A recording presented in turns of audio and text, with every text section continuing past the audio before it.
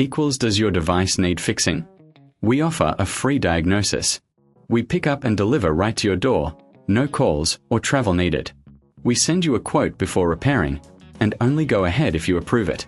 Easy, transparent, and professional. Link in description. Start by gathering your tools, a Phillips screwdriver, a soft cloth, and some compressed air. First, power off your HP 250 G8 and unplug it. Remove the back cover by unscrewing the screws. Keep them in a safe place. Once the cover is off, take a moment to visually inspect the internal components. Look for dust buildup around the fans and vents. This is crucial for maintaining optimal performance. Next, use the compressed air to gently clean out any dust. Be careful not to touch any components directly. After cleaning, check the connections of the RAM and hard drive. Ensure they are secure.